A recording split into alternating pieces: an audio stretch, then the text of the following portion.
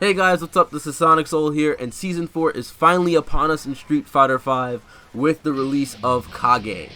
Now, I just wanted to share with you guys some Kage tech that I've seen on Twitter, as well as something that I've cooked up a little bit with VT2 Raging myself, so you can add it to your repertoire and style on some fools. Now, if you haven't already, I highly suggest you check out the Kage combo guide, the V-Trigger guide, and the Instant Air Tatsu guide, all up on Vesper's channel. Because in this video, I'm going to be covering things, assuming that you've seen those 3 videos already, and you know what I'm talking about and showing you. So, without further ado, let's look at some Kage tech.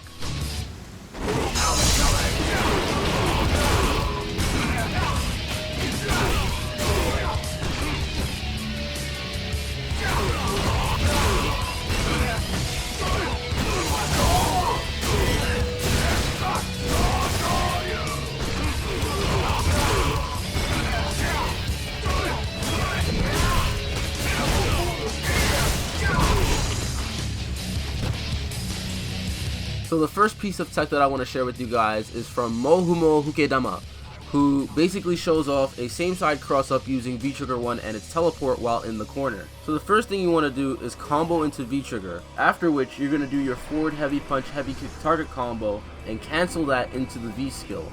Next, after the V skill hits successfully, you want to jump and immediately press heavy punch and heavy kick together so your teleport comes out as fast as possible low to the ground. And now all you have to do is just press jumping medium kick and it'll give you the same side cross up. Now you can do the setup on both quick rise and back rise, and on back rise you're actually more plus and you can meter your opponent if they try to press a button. However, we're going to want to do something a little bit different if we see that the opponent is not quick rising or back rising, if they decide not to get up at all. So just like before, we're going to go for the same setup. We're going to convert into V-Trigger and go into forward heavy punch heavy kick target combo, and then cancel that into V skill, jump, and immediately press heavy punch heavy kick for the teleport in the air.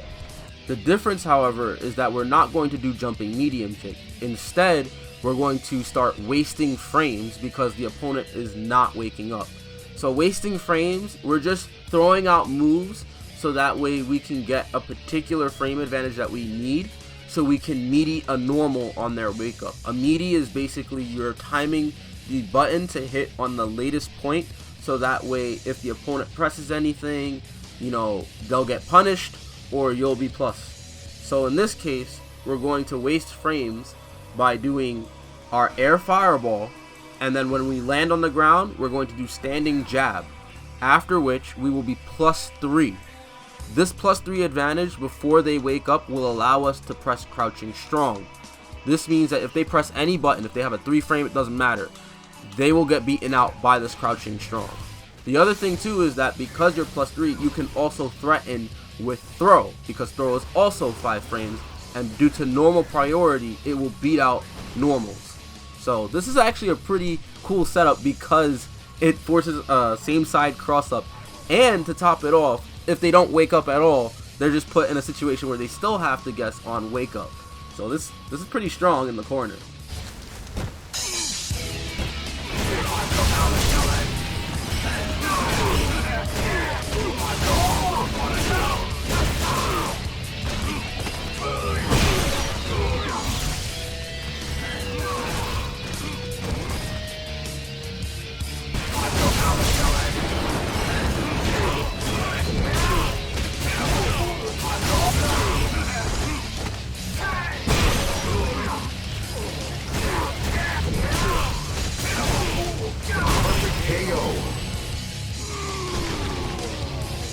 So this next piece of tech comes from a good friend of mine, Wolfgang, who shows off a left-right mix-up that incorporates EX Air Tatsu without having to do the instant Air Tatsu at all while in V-Trigger 1. So we're going to start this off by doing an unmoving shimmy, which is basically a throw bait that keeps the character like in the same place but uses the pushback to move him. So in this case, we're going to use Kage's standing jab to push Kage outside of throw range, and Akuma's going to whiff his throw, and then that will allow Kage to then punish his throw with standing fierce. We're then going to cancel the standing fierce into EX Hadoken. The reason for this move being used is because it crumple states Akuma, meaning that he cannot back rise. He can only quick rise or not get up at all. So after we do EX Hadoken, we're going to cancel into V-trigger activation, and then we're going to jump over Akuma's head. We're not going to jump over all the way, but we just want to jump over ever so slightly so the game thinks that we're on the other side while still being on the same side. It's ambiguous.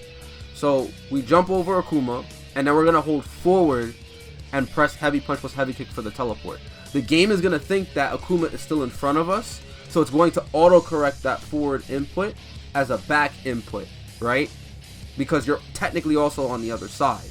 And what will happen is now you are in a position where you can either do EX Tatsu, or you could delay your jump normal to meaty if they try to press like a jab or something, or they try to press anything. And if you do EX Tatsu, you will actually cross them up and hit them. And if they try to DP or cross-cut DP, it's very hard because of where Kage is. He's directly above their head.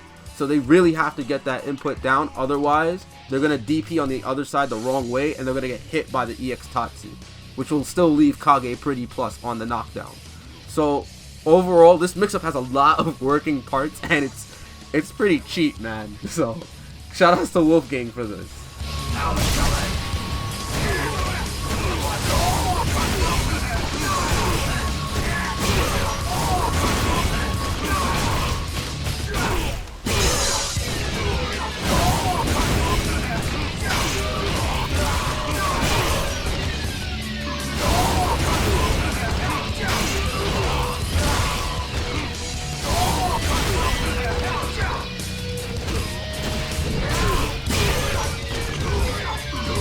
Now the next piece of tech that I want to show you guys is actually something that I cooked up myself while trying to make this video. So the set play that I came up with allows you to go for a instant air EX Tatsu meaty on the opponent on the first frame if they quick rise. And if you're not confident about that, you can also just set up a meaty forward fierce instead, which also leads into a meaty instant air EX Tatsu as well. If you're having trouble doing instant air EX Tatsu, I suggest you take a look at the Instant Air Tatsu guide, as I mentioned before. That will help you to be able to understand how to do it. Now with that being said, let's go over this set play. So what you want to do is you want to get in the V-trigger and combo into an EX Hadoken, and immediately cancel that EX Hadoken into a charged V-skill. After the charged V-skill hits, you're then going to input a teleport forward, and then that's where you can set up the set play. Now on quick rise, you have one of two options. If you want to go for instant air EX Tatsu, this is the time where you do it and buffer it.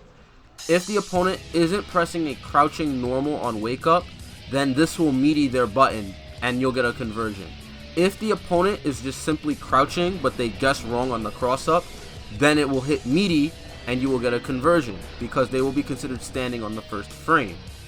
Also, whether it hits or they block it, even though it's -4, you can always cancel the EX Tatsu into a teleport behind the opponent again and stay on the same side. So this has options, but the point is, right after you do this combo, you're gonna want to go for EX Instant Air Tatsu here, or you're gonna press standing medium punch to waste frames so that the forward heavy punch will hit on their wake up meaty. If they press buttons on their wake up to the forward heavy punch, they will get crush countered, and you can convert into your target combo and press heavy kick. If they don't press a button and they block, you can press back and heavy punch and heavy kick to teleport away and be relatively safe, meaning that the only things that they could really do is dash towards you or spend meter to punish you. The whole idea here is that you're still left with a little bit of V meter remaining, that you can make one more action and still be relatively safe for making that action. Now, if the opponent had gotten hit by that crush counter forward heavy punch, you convert into your target combo, and then you're going to cancel V skill right away and make that whiff. What this will do is waste enough frames so you can actually go for another instant air EX Tatsu. So they'll still have to guess in that situation. Now, if you notice that the opponent back rises, you're going to want to do standing medium punch to waste frames again, and then delay the forward heavy punch because you'll still be a little bit plus. It'll hit, you convert into your target combo if it crush counters, and then you'll immediately do V skill so you can get the extra hit. Now if they choose not to wake up at all, you can do standing medium punch whiff, forward heavy punch whiff, and then double dash immediately. It'll leave you +2 after on their wake up, so you can press crouching medium punch and immediate, or you can go for a throw afterwards. So this is another mix-up that you can do. So this set play, I think, shows how Instant Air EX Tatsu works really well with V-Trigger 1 as opposed to V-Trigger 2, which I haven't given enough love yet in this video, so I think the final piece of tech will be on V-Trigger 2.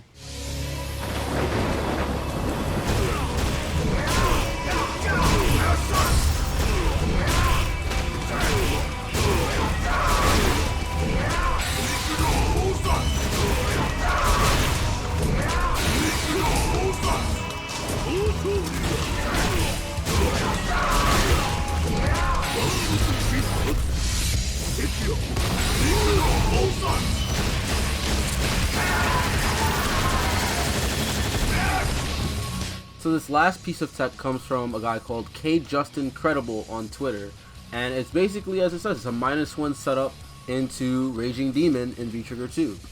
So this is fairly straightforward what you're going to do. You're going to just do a standard BMB and end it with heavy punch, heavy kick in V-Trigger, also known as Misogi. Sometimes we call it the Roof Crusher. And after that move, you're going to immediately whiff your heavy kick, axe kick. And in the whiff animation, you're going to buffer the inputs for the Raging Demon. Now, if you do it correctly, after you whiffed your heavy axe kick, the demon should come out. If the opponent pressed a button, if they woke up with a reversal, anything, you will beat it, or if it's an invincible reversal, you'll go right through them, or you might trade in some weird way. But you will beat their option. The only thing that they could do is guess that you did the demon and jump. That's the only thing that they can do.